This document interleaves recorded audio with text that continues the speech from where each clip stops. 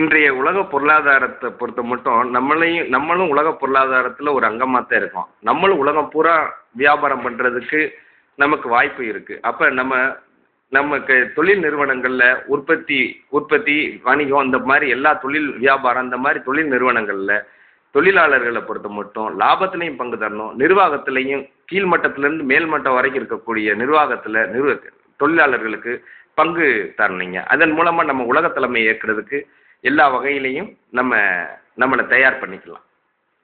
பிறகு போக்குவரத்தை பொறுத்த மட்டும் நம்ம எல்லா வாகனங்களுக்குமே சென்சார் பிரேக் இருக்கணும். இப்போ முன்னுக்கு போகிற வாகனங்கள்லேருந்து சென்சார் இருந்துச்சுனாக்கா நம்ம ஆட்டோமேட்டிக்காக பிரேக்கிங் சிஸ்டம் இருந்துச்சுனாக்கா நம்மளோட பாதுகாப்பு உத்தரவாதம் தரும். அதனால் இந்த மாதிரி விஷயங்கள்லாம் நம்ம வரவேற்கணும், அனுமதிக்கணும். இதை மட்டுமே செய்யணுன்ட்டுன்னு நம்ம நடவடிக்கை எடுக்கணுங்க.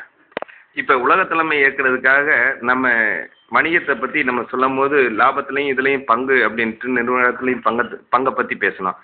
அது போக செல்ஃபோன் டவர்னால பல தீமை நடக்கிறதுனால அதெல்லாம் ரிமூவ் பண்ணிவிட்டு ஒன்லி சேட்டலைட் ஃபோனை மட்டுமே அனுமதிக்கணும். சேட்டலைட் அதிக அளவில் விடணும். நமக்கு இந்த மாதிரி தொழில்னு பேசுகிறப்ப கட்டுமான தொழிலில் நம்ம ஈகோ ஃப்ரெண்ட்லி கன்ஸ்ட்ரக்ஷனை நம்ம அதிக அளவு அனுமதிக்கணும், அதிக அளவு ப்ரொமோட் பண்ணணும். எல்லா கட்டுமானமுமே என்ஜினியர் மூலமாக மட்டுமே நடக்கிறதுக்கு அனுமதி தரணும். இப்போ எலெக்ஷன் பற்றி பேசுகிறப்ப குறைஞ்சது 1 வீக்னாலும் நடத்தினா நமக்கு 95% நமக்கு வாக்குப்பதிவு நடக்கிறதுக்கு நல்ல வாய்ப்பு இருக்குது.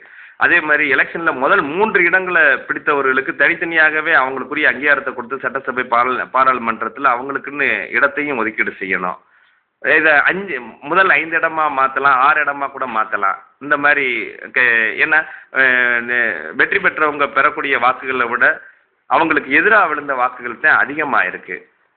மின்சாரத்தை பொறுத்த மட்டும் transformer, step up, super conductivity போன்ற துறைகளில் நம்ம ரிசர்ச் அண்ட் டெவலப் பண்ணோம்னாக்கும் நமக்கு மின்சாரத்தோட யூனிட் செலவு ரொம்ப கம்மியாயிடும். இதை நம்ம மக்களுக்கு 10 பைசாவுக்கு கூட ஒரு யூனிட்டை தரலாம்.